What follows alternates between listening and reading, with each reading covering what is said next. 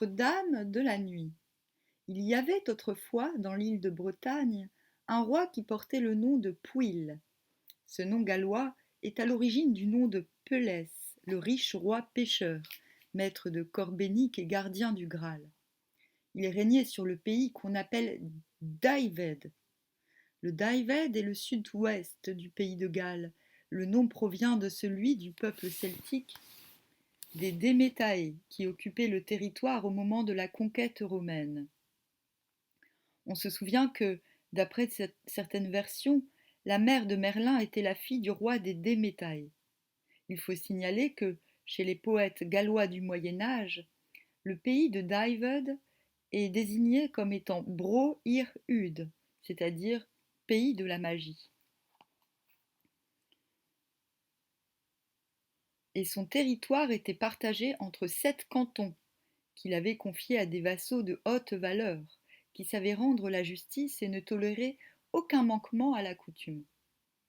Le terme français canton, officialisé depuis la Révolution, a une étymologie fort ancienne, puisqu'il remonte à un ancien gaulois signifiant cent. En l'occurrence, il traduit parfaitement le terme originel gallois de ce texte, cantref, littéralement sans habitation.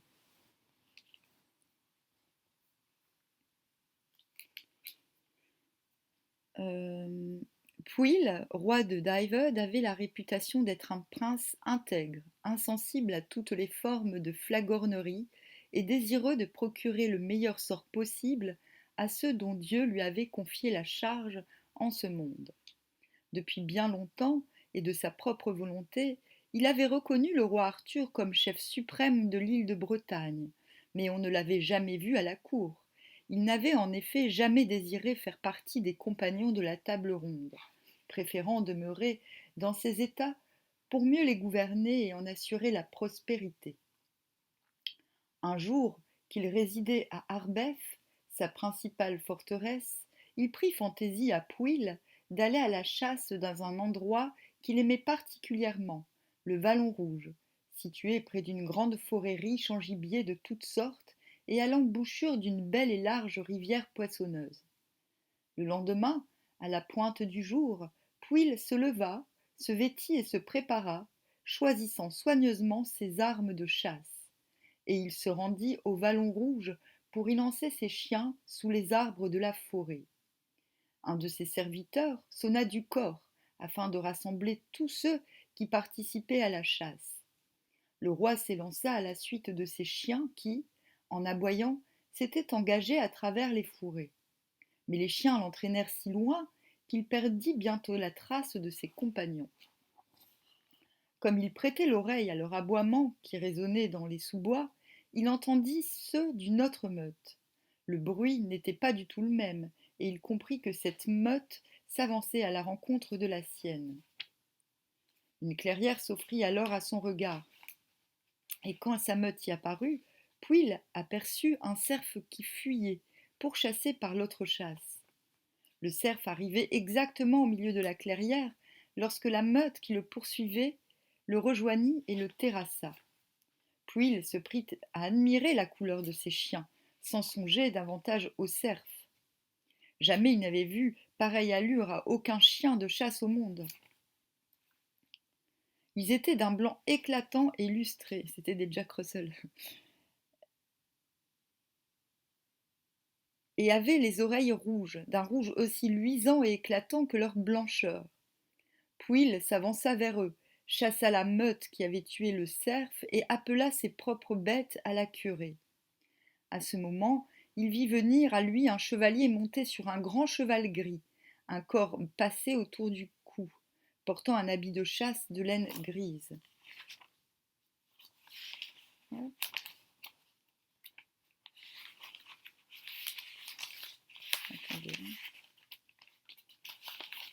Attendez, je suis paumée dans mes... Ah non, c'est bon. Hop.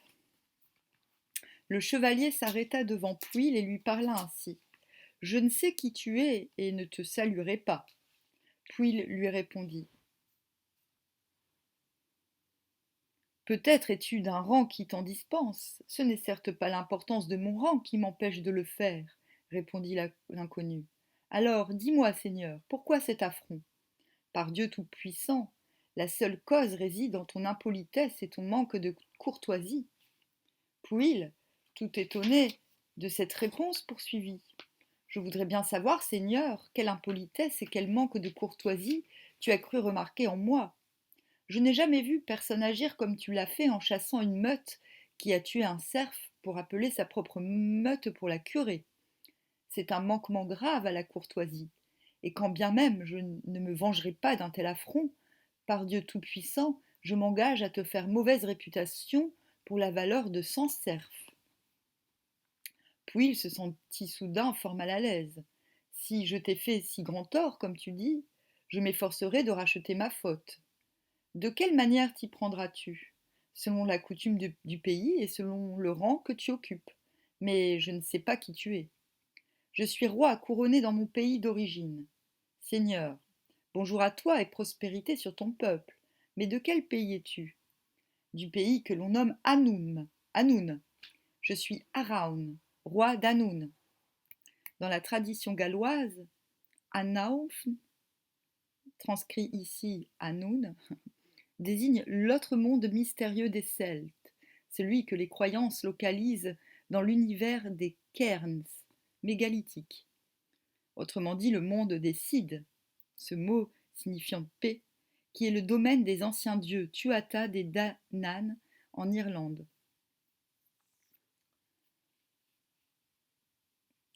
Je vais te le dire. Alors, non. De quelle façon, Seigneur, penses-tu que je pourrais obtenir ton pardon et gagner ton amitié? Je vais te le dire. Un homme occupe des domaines situés face aux miens. Il me fait continuellement la guerre. C'est Afghan, qui prétend vouloir régner sur l'ensemble du pays d'Hanoun. Si tu me débarrasses de ce fléau, et je pense que tu le pourras facilement, tu répareras le tort que tu m'as causé et tu gagneras mon amitié. Je le ferai volontiers, dit Pouil. Indique-moi seulement comment y parvenir. Araun, qui se disait roi d'Hanoun, parla alors ainsi à Pouil. Je vais te le dire.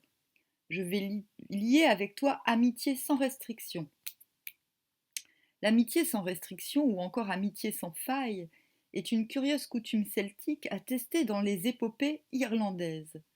Les deux contractants s'engagent mutuellement à ne jamais refuser quoi que ce soit l'un à l'autre par la loi de l'échange total et absolu. Cette belle coutume n'en est pas moins responsable de bien des désagréments, comme ceux qui sont racontés dans le récit irlandais de l'histoire de Mongan. Voir Jean Marcal, l'épopée celtique d'Irlande. Je te mettrai à ma place en Hanoun. Je te donnerai chaque nuit la femme la plus belle que tu aies jamais vue. Je ferai aussi en sorte que tu aies ma figure et mon aspect, pour que ni valet, ni officier, ni personne parmi ceux qui m'ont toujours servi ne puisse douter un instant que tu n'es pas moi. Et cela à partir de demain jusqu'à la fin de cette année. Nous nous rencontrerons alors à cette date, à l'endroit même où nous sommes aujourd'hui. Fort bien, dit Pouil, mais comment saurais-je que je dois combattre l'homme que tu dis, à la date et à l'endroit précis que tu veux? Le combat aura lieu dans 7 mois très exactement, à la tombée de la nuit, sur un gué que mes gens t'indiqueront. Tu y seras sous mon aspect, et il ne s'apercevra de rien. Tu lui donneras un coup de lance, mais un seul. Retiens bien cela, car il te demandera de le frapper une seconde fois, et tu te suppliera même de le faire. Il faudra que tu refuses obstinément. Moi j'ai eu beau le frapper, il est toujours revenu le lendemain se battre contre moi avec encore plus d'arrogance et de force. Fort bien, dit Pouil, mais qui s'occupera de nos domaines, de mes domaines, pendant que je serai absent? Ne t'inquiète de rien, dit Araun. Je pourvoirai à ce qu'il n'y ait dans tes états ni homme ni femme qui puisse soupçonner que c'est moi qui ai pris ta place. Je prendrai ton aspect et j'agirai comme toi-même. Dans ces conditions, dit Pouil, j'accepte volontiers ton amitié sans restriction et suis prêt à partir immédiatement. Le voyage ne sera ni long ni pénible. Rien ne te fera obstacle jusqu'à ce que tu arrives dans mes états, car je serai ton guide. Araun conduisit Pwyll à travers la forêt jusqu'au lieu où s'étendait une grande plaine drainée par d'abondantes rivières. Dans les prairies, de nombreux troupeaux paissaient, et d'agréables forteresses se dressaient çà et là, agrémentées de vergers qui semblaient produire de beaux fruits.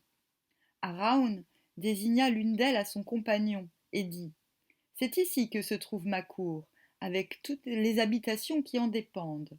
Je remets ma cour et mes domaines entre tes mains, et je vais te laisser. Poursuis hardiment ton chemin et entre dans ma forteresse. Il n'y a personne qui puisse hésiter un seul instant à te reconnaître comme étant moi-même. À la façon dont tu verras le service se faire, tu apprendras les manières de la cour.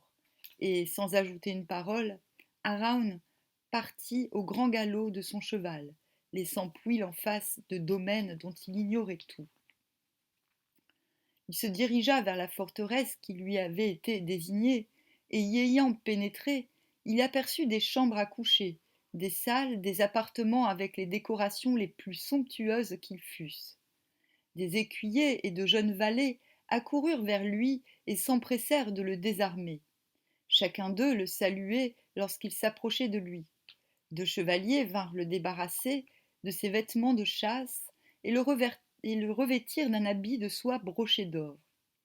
Dans la grande salle, tout était prêt. Pwyll vit entrer la famille, la suite, la troupe la plus belle et la mieux équipée qui se fût jamais vue, et, avec eux, la reine, la plus belle femme du monde, vêtue également d'une robe de soie brochée d'or, d'un raffinement surprenant. On corna l'eau et l'on se mit à table. Pwyll avait la reine à sa droite et un homme, qui devait être comte, à sa gauche. Il commença à converser avec la reine, et il jugea, à entendre ce qu'elle disait, que c'était bien la femme la plus avisée, la plus noble de caractère et la plus agréable de langage qu'il eût jamais côtoyée. Tous les convives eurent à souhait mets et boissons, musique et récitation de poèmes. C'était bien, de toutes les cours que Pwyll avait visitées en ce monde, la mieux pourvue de nourriture, de breuvages délicats, de vaisselle d'or et d'argent, de bijoux royaux. Et lorsque le moment du coucher fut arrivé, la reine et lui-même allèrent au lit.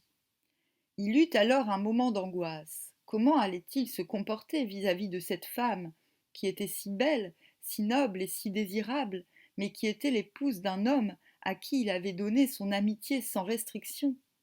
Mais la sagesse de Pwyll était grande, aussi grande que sa fidélité à la parole donnée. Aussitôt qu'ils furent au lit, il tourna le dos à la femme et resta le visage fixé vers le bord du lit, sans lui dire un seul mot jusqu'au matin. Le lendemain, il n'y eut entre eux que gaieté et aimable conversation, et quelle que fût leur affection pendant le jour, il ne se comporta pas une seule nuit autrement que la première. Quant à son temps, il le passa en chasse, chants, danses, festins, relations aimables et conversations courtoises. Arriva le jour où il devait rencontrer celui qui prétendait dominer tout le pays. Cette rencontre, il n'y avait pas un homme, même dans les contrées les plus reculées du royaume, qui ne l'eût présente à l'esprit. Pwyll s'y rendait donc avec les gentilshommes de ce qui était provisoirement son domaine. Dès qu'ils furent arrivés au lieu fixé, c'est-à-dire sur le gué d'une rivière qui coulait abondamment, un chevalier se leva et parla ainsi.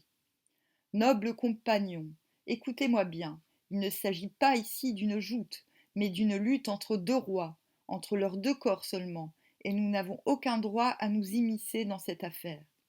Chacun de ces rois réclame à l'autre terres et domaines. Vous avez donc le devoir de ne prendre parti ni pour l'un ni pour l'autre. À cette seule condition, vous pouvez assister à la rencontre. Les deux rois s'avancèrent l'un vers l'autre, au milieu du gué, et sans perdre de temps, ils en vinrent aux mains. Au premier choc, celui qu'on prenait pour Araun atteignit Afghan, au milieu de son bouclier, si bien qu'il le fendit en deux, brisa l'armure et lança Afghan sur les cailloux, de toute la longueur de son bras et de sa lance, par-dessus la croupe de son cheval, mortellement blessé. Ah, prince, s'écria Afghan, quel droit avais-tu à ma mort? Je ne te réclamais rien, À ma connaissance, tu n'avais aucun motif de me tuer. Au nom de Dieu, puisque tu as commencé, achève-moi. Prince, répondit celui qui avait le village d'Araun, il se peut que je me repente de ce que j'ai fait, mais je ne t'achèverai pas. Cherche toi-même quelqu'un qui daigne accepter de te tuer. Pour ma part, c'est un acte que jugerai lâche et déshonorant, car on ne frappe pas un homme blessé qui gît à terre. Afghan harangua ceux qui étaient venus avec lui. Mes nobles fidèles, dit-il, emportez-moi hors de ce lieu maudit. C'en est fait de moi à présent, et je ne suis plus en état d'assurer plus longtemps votre sort. Sans plus attendre, les nobles sortirent Afghan du gué, l'allongèrent sur une civière et l'emportèrent loin de là. Puis il revint vers les siens.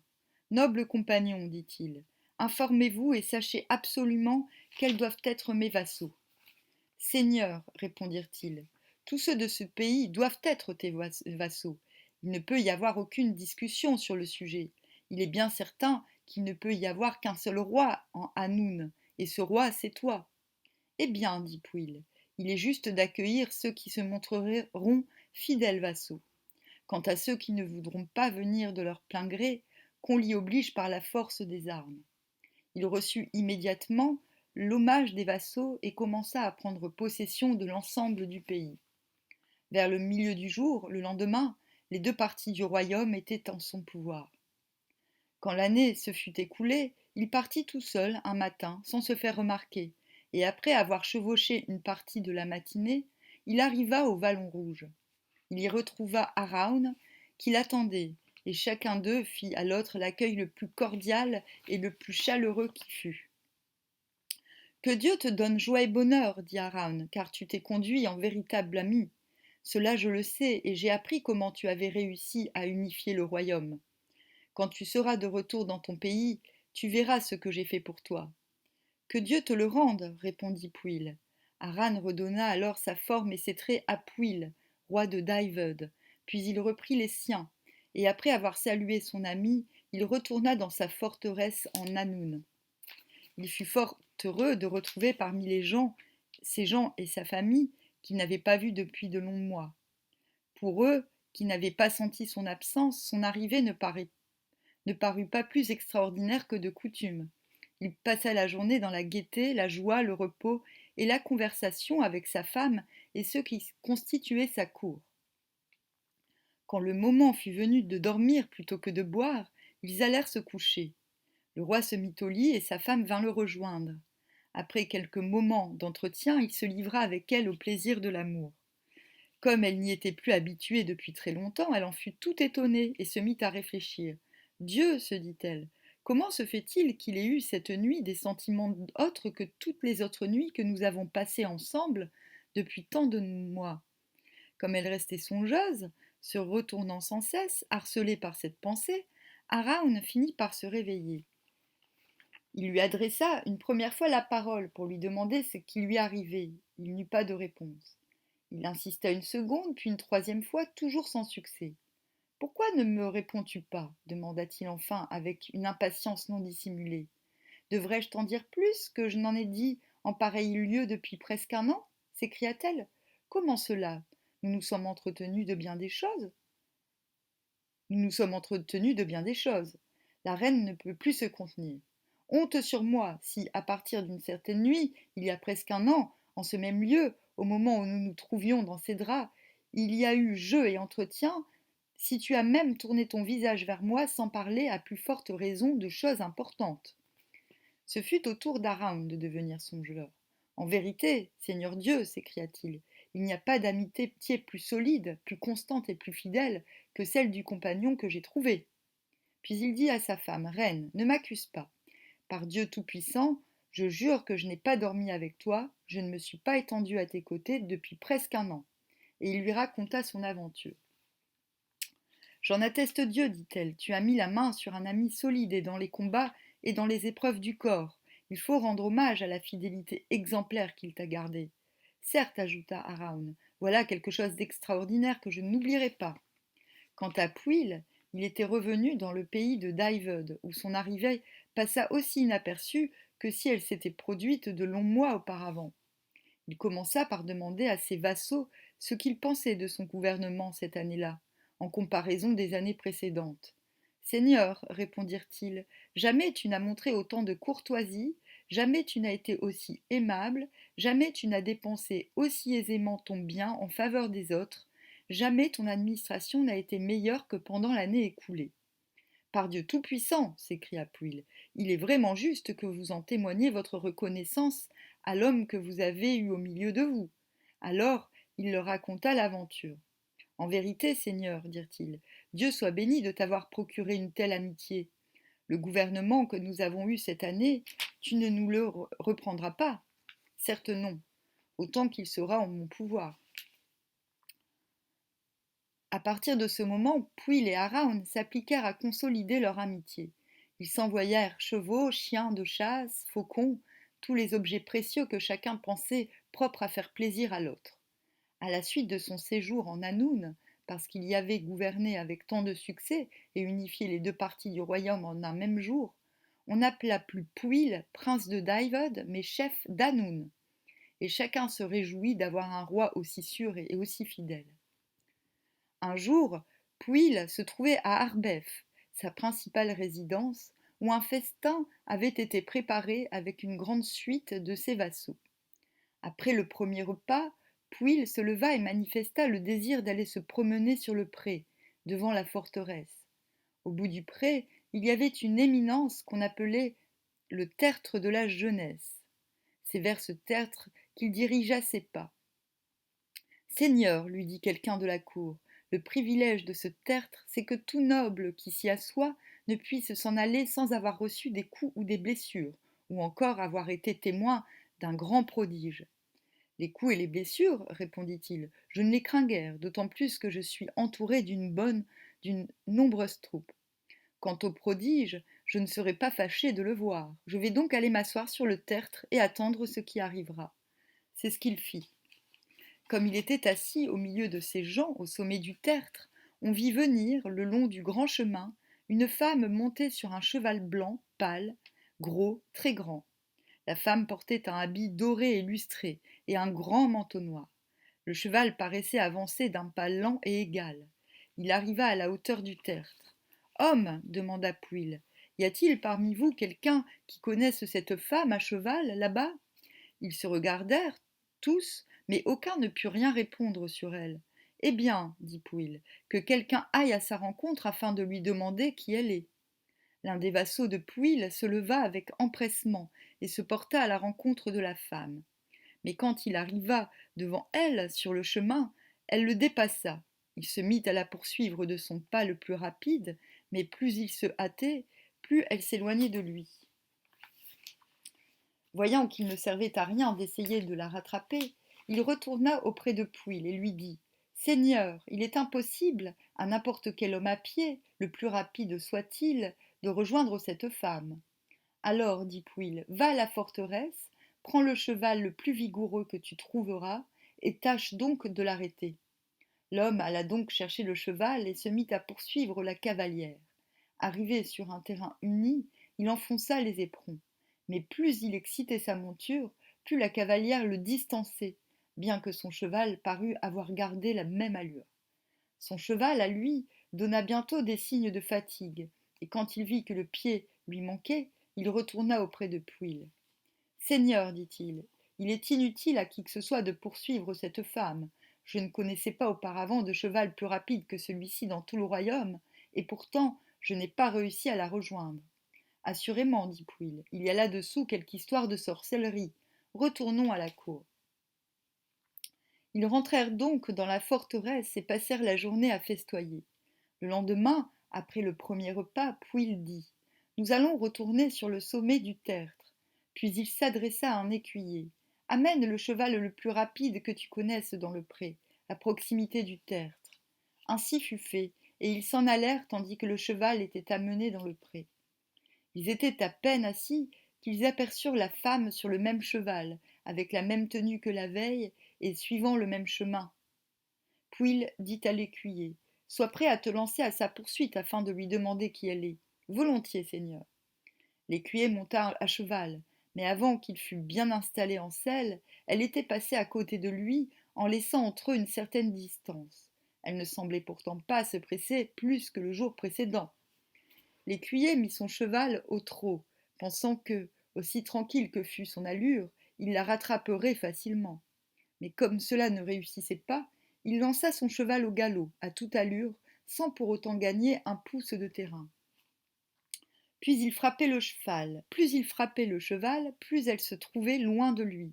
Et cependant, elle ne paraissait pas aller d'une allure plus rapide qu'auparavant. Voyant que sa poursuite ne donnait aucun résultat, il fit demi-tour et s'en alla rejoindre Pouil. Seigneur, dit-il, le cheval ne peut pas faire plus que ce que tu lui as vu faire. Je le vois bien, répondit le roi. Il est impossible de la poursuivre. Par Dieu Tout-Puissant, cette femme doit avoir un message à transmettre à quelqu'un de cette plaine, mais elle ne se donne pas le temps de l'exposer. Retournons à la cour. Ils revinrent à la forteresse et y passèrent tranquillement la nuit. Ayant à souhait musique et boissons diverses. Ils passèrent la matinée du lendemain à se divertir jusqu'au moment du repas. Quand celui-ci fut terminé, Pouil dit « Où est la troupe avec laquelle je suis allé hier sur le sommet du tertre ?»« Nous sommes là, Seigneur, répondirent-ils. Nous allons nous y asseoir de nouveau et nous verrons bien ce qui arrivera. » Puis il dit à son écuyer « Va chercher mon propre cheval et selle-le le mieux que tu pourras. Va avec lui sur le chemin et n'oublie pas d'apporter mes éperons. » L'écuyer se hâta d'obéir aux ordres du roi, et tous allèrent s'asseoir sur le tertre. Elle s'y trouvait à peine lorsqu'ils virent la cavalière arriver par le même chemin, dans les mêmes habits et avec le même cheval. Elle avançait également de cette même allure tranquille que les 2 jours précédents. Puis il dit à l'écuyer « Donne-moi mon cheval, c'est moi qui irai à sa poursuite. » Mais il ne fut pas plutôt en selle qu'elle l'avait déjà dépassée. Il tourna bride et se précipita vers elle, lâchant les rênes à son cheval impétueux et fougueux, persuadé qu'il allait l'atteindre au 2e ou au 3e bond.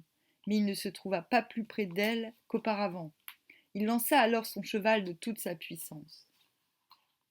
Il s'aperçut bien vite qu'il ne la rejoindrait jamais. Alors il s'écria « Femme, pour l'amour de l'homme que tu aimes le plus au monde, attends-moi !» Elle s'arrêta net.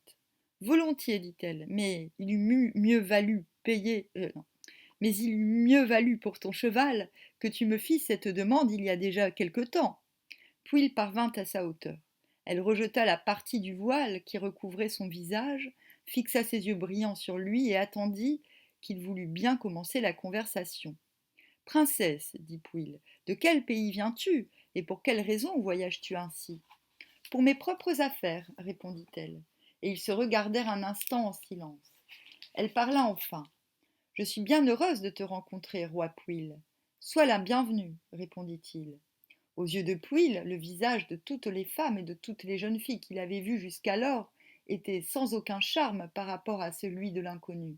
Pourtant, l'intensité de son regard l'inquiétait quelque peu. « Princesse, ajouta-t-il, me diras-tu un mot de tes affaires ? Par Dieu Tout-Puissant, ma principale affaire était de te rencontrer, car j'ai entendu raconter bien des choses sur toi, et je sais que tu es un homme fidèle, capable de se faire tuer pour respecter la parole donnée. » « On t'a bien informé, dit Pouil, et sois sûr que si je m'engage en quoi que ce soit vis-à-vis de toi, il ne sera rien que je ne puisse accomplir à ton service. Mais qui es-tu donc ? Roi Pouil, sache qu'on me donne parfois le nom de Rhiannon, fille d'Evaïd le Vieux. Je ne connais personne de ce nom, répondit Pouil, mais sois rassuré, tu seras bien accueilli à ma cour. Pourquoi voulais-tu me rencontrer ? Je vais t'expliquer, dit la cavalière. On veut me donner à un homme que je n'aime pas. Par Dieu Tout-Puissant, j'ai choisi de me donner à toi parce que tu es un sage roi et un homme fidèle. Ainsi serai-je à l'abri de celui qui me poursuit avec tant d'acharnement. À moins que tu ne me repousses, évidemment. Te repousser s'écria Pouil, tu n'y penses pas. Si j'avais à choisir entre toutes les femmes et les jeunes filles du monde, c'est toi que je prendrais. Eh bien, puisque c'est ta décision, donne-moi un rendez-vous avant qu'on ne me donne à un autre. Le plus tôt sera le mieux. Fixe toi-même la date et le lieu de la rencontre. Eh bien, Seigneur, le 14e soir après cette journée. Un festin sera préparé pour toi à la cour d'Evaïd le Vieux. Mais où se trouve la cour d'Evaïd ? Ce n'est pas difficile, il te suffira de suivre ce chemin et de franchir les limites de ton royaume. Au bout d'une lande, près d'un étang, se dresse la forteresse. C'est là que tu me retrouveras. J'y serai, j'en fais le serment. Fort bien, Seigneur, reste en bonne santé et souviens-toi de ton engagement. Ils se séparèrent. Puis il reprit le chemin d'Arbef. Mais la cavalière demeura immobile au même endroit, le visage rayonnant, assurément très satisfaite de la tournure qu'avaient prise les événements.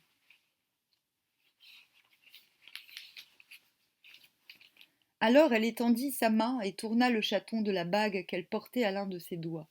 Eh bien, murmura-t-elle, que penses-tu de tout cela, Merlin? Elle entendit la voix de Merlin surgir des frondaisons, comme si l'enchanteur se trouvait près d'elle, invisible dans sa tour d'air. Que veux-tu que j'en pense, Morgane? Disait-il. Ce sont tes affaires. Elles ne me concernent pas plus qu'elles ne concernent Arthur. Mais explique-moi au moins le jeu auquel tu te livres.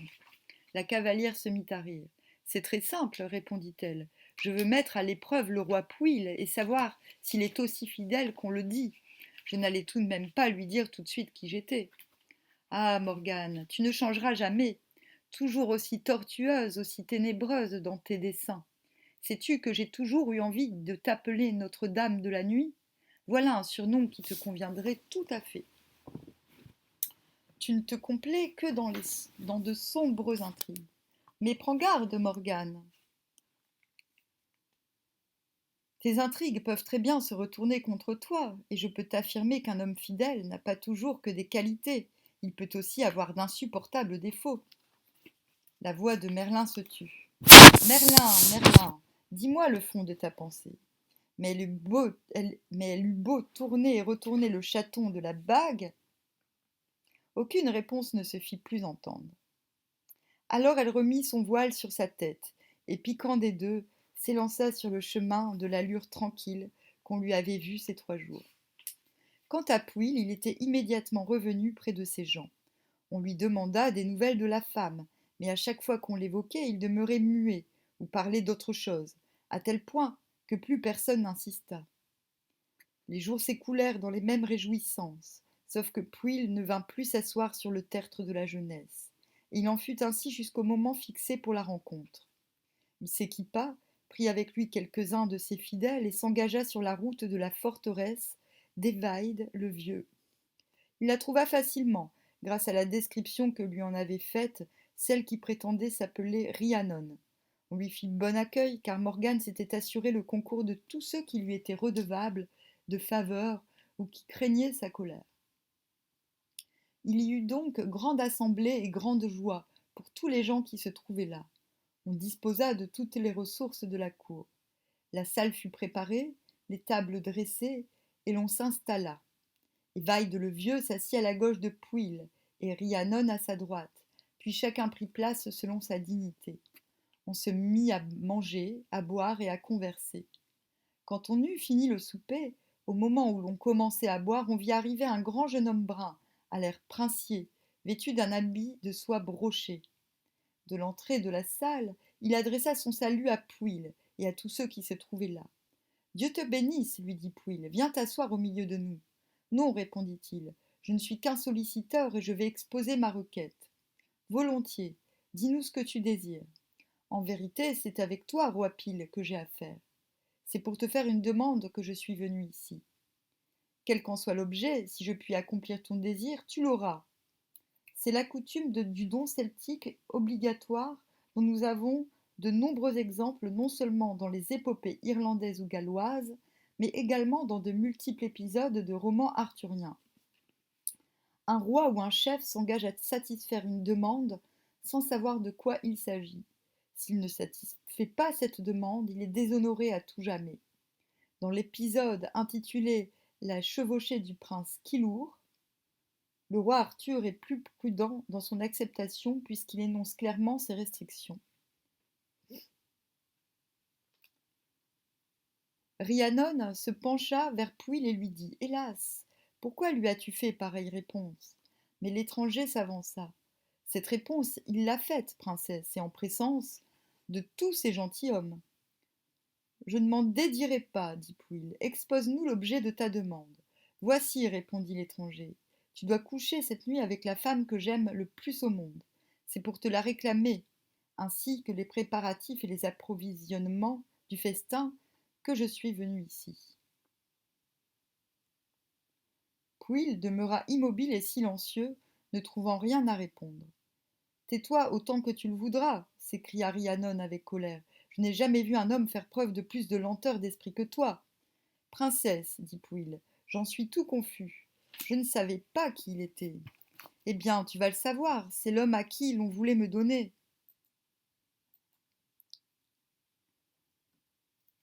Gol, fils de Clute, un chef très riche et très orgueilleux. Mais puisque tu as prononcé des paroles imprudentes, il faut que je me résigne.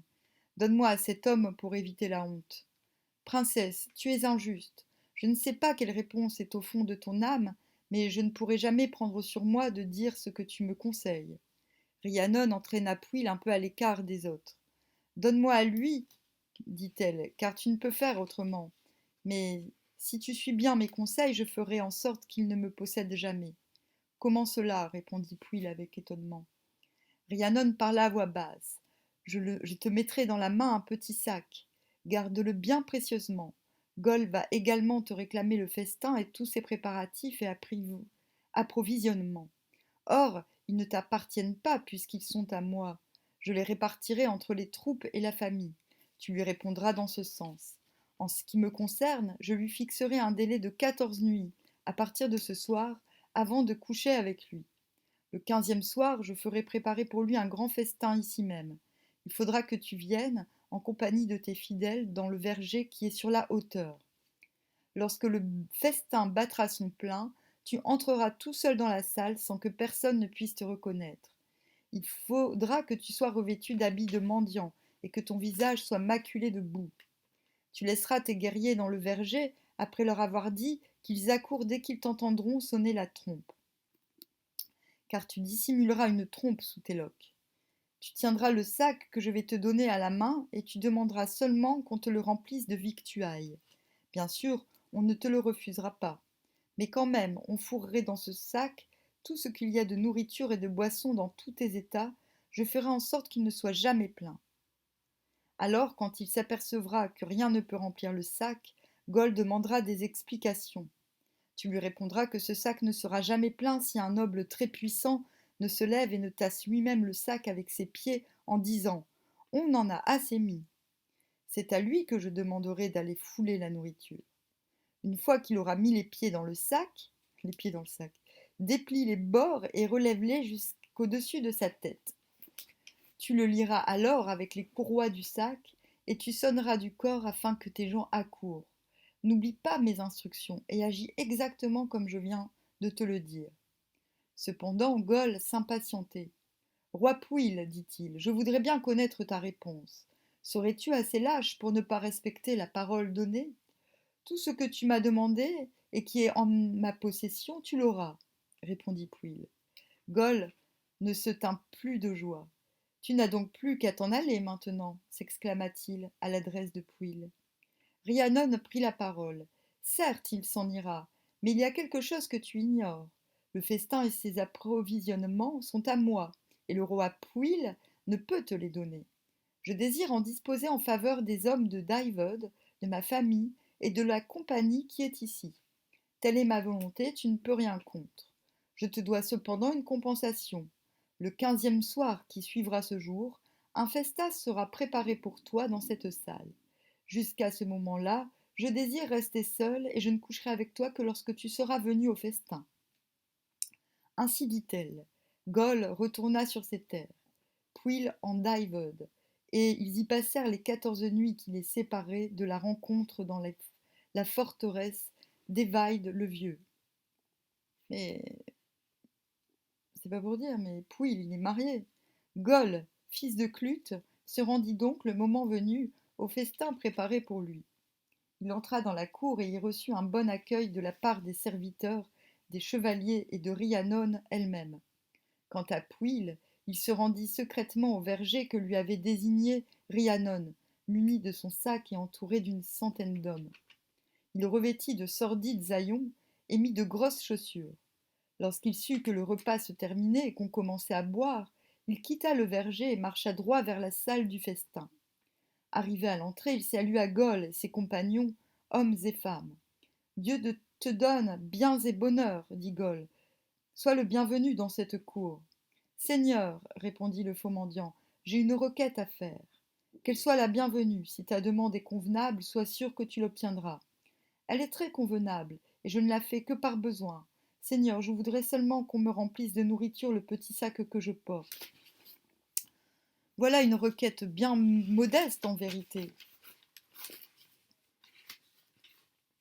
et je te l'accorde bien volontiers, qu'on remplisse ce sac à ras-bord. Un grand nombre d'officiers se levèrent et commencèrent à le remplir. Mais ils avaient beau en mettre, le sac restait pratiquement vide. Gol s'en étonna fort. Que faut-il donc faire pour que ton sac soit plein? Ce n'est pas difficile, répondit le faux mendiant. Il suffit qu'un noble, possédant de bonnes terres et de bonnes troupes, veuille bien presser son contenu avec ses pieds en disant On en a mis assez.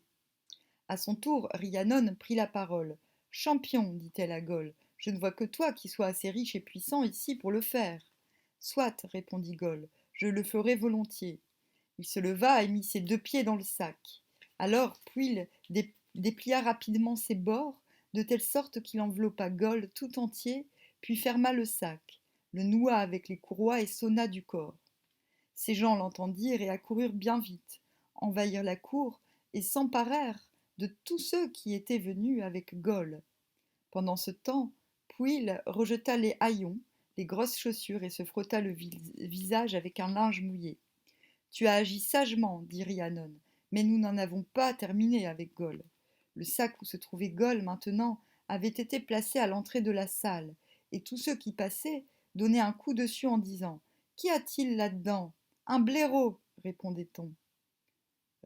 Ainsi firent-ils le jeu du blaireau dans le sac qui est encore en usage de nos jours. Ce jeu, attesté au Moyen Âge, consistait en réalité à fourrer son adversaire dans un sac et non à le frapper. À l'intérieur du sac, Gol s'impatientait. Seigneur, disait-il, veuille m'écouter. Le traitement que je subis n'est pas digne de mon rang et de ma puissance. C'est lui qui l'a voulu, clama Rhiannon, et il n'y a pas de raison que nous ne nous amusions à ses dépens. Gol, fils de Clute, on s'en souvient, avait autrefois grandement outragé Morgane, qui s'était promis de se venger cruellement le moment opportun. Gol, cependant, continuait à se plaindre. Seigneur, geignait-il, je suis moulu et couvert de bleu, j'ai grand besoin de bain et d'onguents pour me guérir. Soit, dit Pwyll, si tu veux sortir, tu dois renoncer à Rhiannon. J'y renonce, accepta Gol aussitôt. J'en fais le serment par Dieu Tout-Puissant. C'est bon, dit Pwyll, qu'on le laisse aller. Ils ouvrirent le sac, et Gol en sortit piteusement, en grande honte d'avoir été battu. Aussi s'esquiva-t-il avec ses gens sans plus attendre. C'est bizarre cette histoire quand même. Alors on prépara la salle en l'honneur de Pwyll et des hommes qui étaient venus avec lui. Puis tous se mirent à table et chacun s'assit dans le même ordre que 15 jours auparavant. Ils mangèrent et burent en abondance, et le moment venu, Pwyll et celle qui prétendait être Rhiannon se rendirent à leur chambre. La nuit se passa dans le plaisir et le contentement. Le lendemain, à la pointe du jour, Rhiannon dit « Seigneur, lève-toi et commence à satisfaire les artistes. Ne refuse aujourd'hui à personne ce qu'on te demandera. » « Je le ferai volontiers, répondit Pwyll, aujourd'hui et les jours suivants, tant que durera ce festin. Alors Pwyll fit savoir qu'il invitait solliciteurs et artistes à venir à la cour, leur signifiant qu'on satisferait chacun d'eux suivant sa volonté ou sa fantaisie. Dès l'annonce, tous les jongleurs, poètes, harpistes et sonneurs du pays accoururent à la forteresse d'Evaïde le Vieux, et chacun reçut sa récompense. J'ai faim. Le festin se poursuivit pendant 3 jours et 3 nuits, et tant qu'il dura, personne n'essuyait le moindre refus. Quand il fut terminé, Pwyll dit à Evaïde le Vieux, « Seigneur, avec ta permission, je partirai demain pour mon pays de Dyved. » « Eh bien, répondit Evaïde, que Dieu aplanisse le chemin devant toi, fixe le terme et le moment où Rhiannon ira te rejoindre. Par Dieu Tout-Puissant, nous partirons tous les deux ensemble. Si tel est ton désir et celui du Rhiannon, conclut Évaïde le vieux, je n'ai rien à ajouter. Faites comme vous l'entendez. Ils se mirent en route le lendemain pour le pays de Daivod et se rendirent immédiatement à la cour d'Arbef, où un grand festin de bienvenue avait été préparé en leur bonheur. De tout le pays, de toutes les terres, accoururent autour d'eux les hommes et les femmes les plus nobles. À tous, Rhiannon fit un présent somptueux, et à celui-ci un collier de grande valeur, à celui-là un anneau d'or ou une pierre précieuse. Puis elle et Pwyll s'efforcèrent de gouverner sagement le pays, et bientôt on apprit que Rhiannon était enceinte. Avant le terme fixé, un fils lui naquit à Arbef même. La nuit de sa naissance, on envoya des femmes veiller la mère et l'enfant. Les femmes s'endormirent ainsi que la mère. Ces femmes étaient au nombre de 6. Elles avaient bien veillé une partie de la nuit, mais dès avant minuit, le sommeil s'empara d'elles. Elles s'endormirent donc et ne se réveillèrent qu'au lever du jour. Dès qu'elles furent debout, leurs yeux se tournèrent vers le berceau, mais elles eurent beau chercher, il n'y avait aucune trace de l'enfant. Hélas, s'écria l'une d'elles, l'enfant a disparu. Qu'allons-nous devenir? Assurément, dit une autre, on va nous brûler ou nous tuer. Il faut trouver un moyen de nous tirer d'embarras, reprit la première. L'une d'entre vous a-t-elle une idée ou un conseil? Oui, j'en connais un bon, dit une troisième. Il y a ici une chienne de chasse avec ses petits. Tuons-en quelques-uns, frottons de leur sang le visage et les mains de Rhiannon. Jetons les os devant elle et jurons que c'est elle qui a tué son fils. Notre serment à toutes les 6 l'emportera sur une seule affirmation de sa part. Et elles agirent ainsi. Peu après, Rhiannon s'éveilla et dit: Femme, où est mon fils? Princesse, ne nous demande pas ton fils. Nous ne sommes que plaies et contusions après notre lutte avec toi. Jamais, en vérité, nous n'avons vu autant de force chez une femme, et il ne nous a servi à rien de nous battre pour tenter de t'empêcher d'accomplir ton crime. C'est toi-même qui as déchiré ton fils et l'as mis en pièces. Tu le vois bien, il faut que tu aies une grande audace pour nous le réclamer. Malheureuse, s'écria Rhiannon, par le Seigneur Dieu qui voit tout, ne faites pas peser une telle accusation sur moi. Vous savez bien que c'est faux et que nous sommes victimes d'un sortilège. Si vous avez peur d'être châtiée, j'en atteste Dieu, je vous protégerai. Assurément, répondirent-elles, nous ne nous exposerons pas nous-mêmes pour personne au monde. Malheureuse, vous n'aurez aucun mal à dire la vérité. Nous étions tout endormis, et c'est pendant notre sommeil que l'horrible malheur est arrivé. Mais en dépit de ses supplications, en dépit de tout ce qu'elle put dire, Rhiannon n'obtint d'elle aucune autre réponse. Sur ces entrefaites, Pwyll se leva à son tour, ainsi que tous les gens de sa maison. On ne put lui cacher la nouvelle qui se répandit par le pays.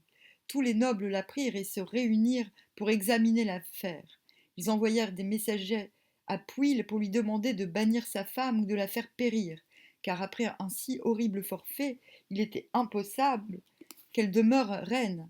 Puis leur fit cette réponse: Je ne pourrai jamais faire périr une femme que j'ai aimée et dont, jusqu'à présent, je n'ai jamais eu à me plaindre.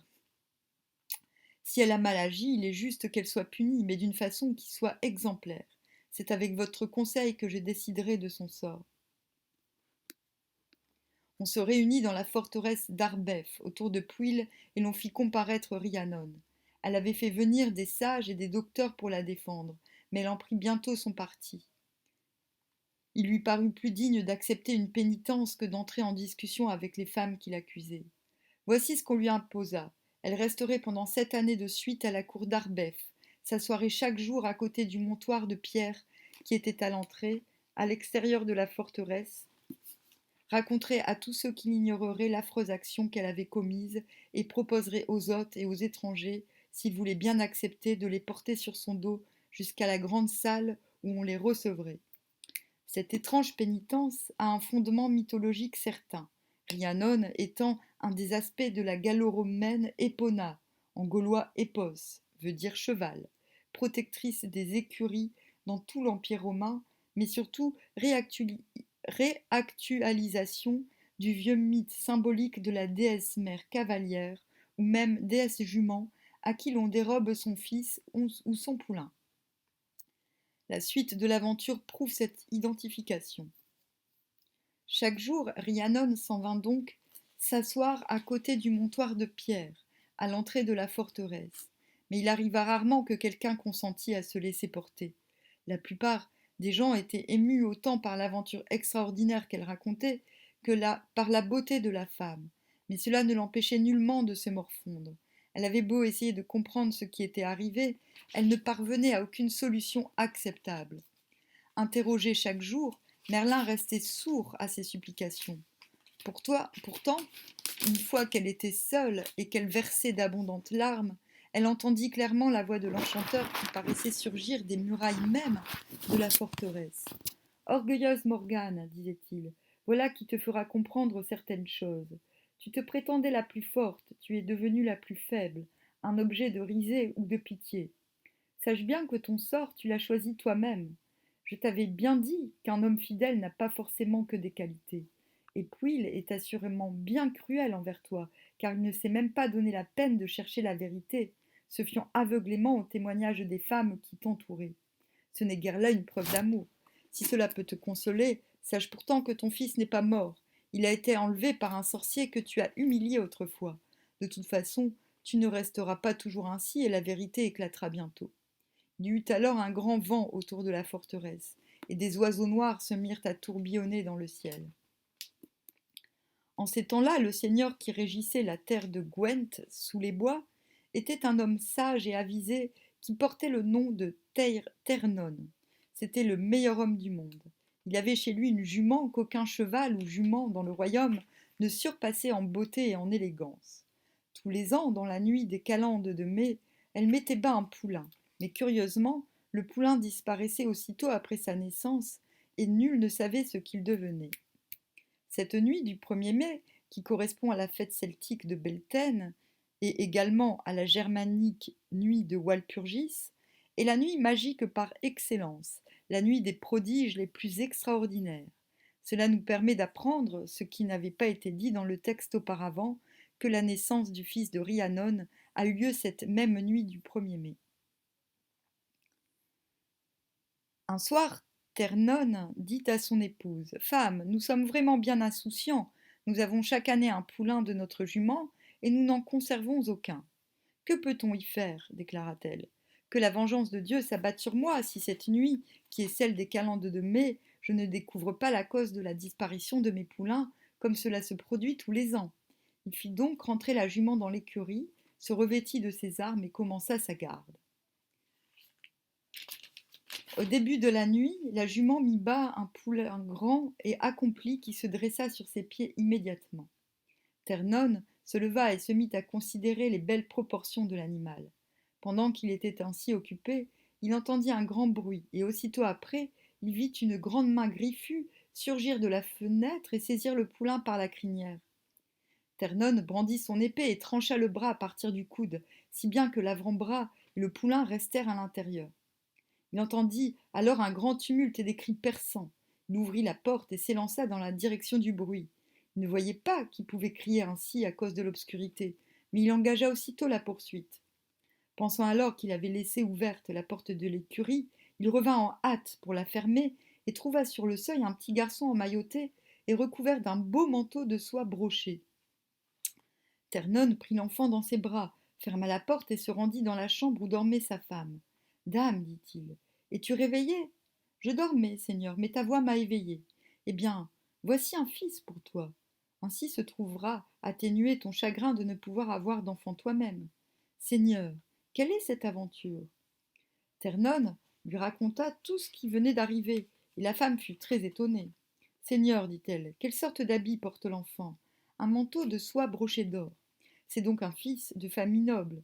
Si tu le voulais, nous trouverions en lui distraction et consolation. Nous ne dirons rien sur ce qui s'est passé cette nuit et nous garderons l'enfant dans un endroit caché. Je ferai venir des femmes et je dirai que je suis enceinte. Ainsi sera-t-il connu comme notre fils. Je suis de ton avis, répondit Ternon. Nous ferons exactement ce que tu proposes. On fit baptiser l'enfant et on lui donna le nom de Gouri, aux cheveux d'or, car tout ce qu'il avait de cheveux sur la tête était aussi jaune et brillant que de l'or. On le nourrit dans la maison de Ternon jusqu'à ce qu'il eût 1 an. Il marchait d'un pas solide et il était déjà plus développé qu'un enfant de 3 ans. Chaque fois qu'on le laissait aller librement, à travers la forteresse, il cherchait toujours à pénétrer dans les écuries. Seigneur, dit la dame à Ternon, où est donc le poulain que tu as sauvé la nuit où tu as découvert l'enfant? Je l'ai confié au valet qui s'occupe des chevaux, répondit Ternon, en leur recommandant de bien veiller sur lui.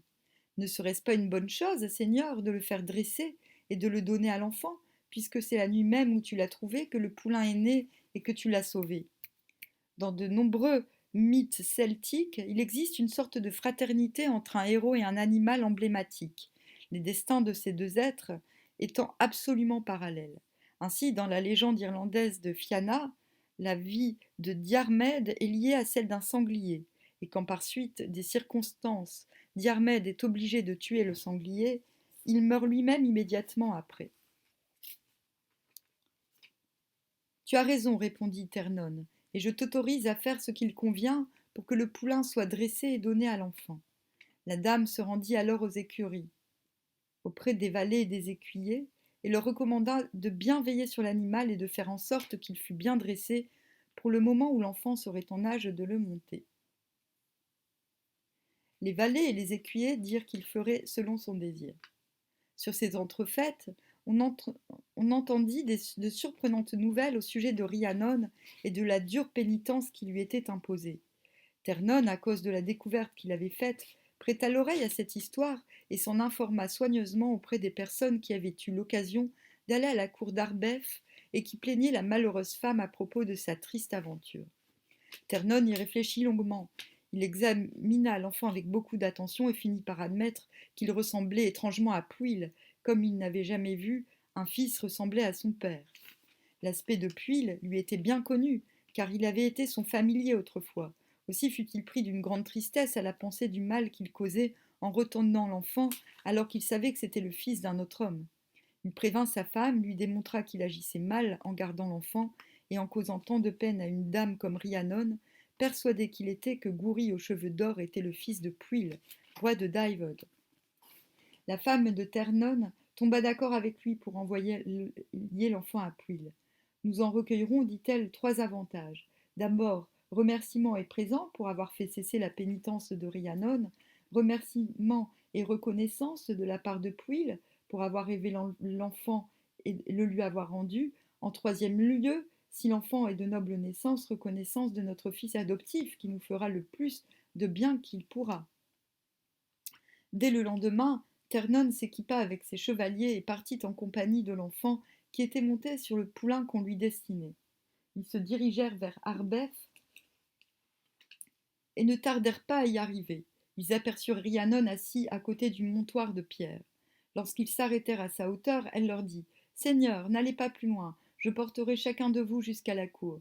C'est là ma pénitence pour avoir tué mon fils et l'avoir moi-même mis en pièces. » Dame, répondit Ternon, je ne crois pas qu'un seul d'entre nous aille sur ton dos. Certes, reprit alors l'enfant, je sais que pour ma part je n'irai pas. Ils entrèrent alors dans la forteresse où on les reçut avec de grandes démonstrations de joie. On commençait justement un festin, car Pwyll venait de rentrer de faire le tour de ses états. Ils se rendirent à la salle et allèrent se laver. Pwyll fit bon accueil à Ternon, et tout le monde s'assit. Ternon fut placé entre Pwyll et Rhiannon, ses 2 compagnons à côté de Pwyll et l'enfant entre eux. Après qu'on eut fini de festoyer et que l'on commença à boire, ils se mirent à converser. Ternon raconta toute l'aventure de la jument et de l'enfant, comment l'enfant avait passé pour être le sien et celui de sa femme, et comment il l'avait élevé. Voici ton fils, princesse, dit-il à Rhiannon, en lui désignant l'enfant. Ils ont bien tort ceux qui t'accusent faussement. Quand j'ai appris la douleur qui t'accablait, j'en ai éprouvé grande peine et compassion. Je ne pense pas qu'il y ait dans toute l'assistance quelqu'un qui puisse douter que l'enfant est vraiment le fils de Pwyll. Ils furent tous unanimes. Personne ne peut dire le contraire. Il ressemble trop à son père pour qu'on émette la moindre réserve à ce sujet, s'exclamèrent-ils. Par Dieu Tout-Puissant, dit Rhiannon, mon esprit serait délivré de son souci si une telle chose était vraie. En gallois, souci se dit prydery. En prononçant cette phrase, Rhiannon Morgan personnalise symboliquement le nom que devra porter son fils. C'est alors que se leva Pendaran, l'un des plus fidèles vassaux de Pwyll, et il parla ainsi en s'adressant à Rhiannon. Princesse, tu viens de nommer toi-même ton fils. Le nom de Prydery lui conviendra parfaitement. Mais, remarqua Rhiannon, Je suppose qu'il a été baptisé et qu'il a déjà un nom.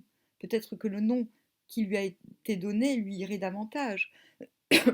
Quel nom lui as-tu donné demanda Pendaron à Ternon. Il a reçu le nom, celui de Gouri aux cheveux d'or, répondit Ternon. Puis il intervient alors.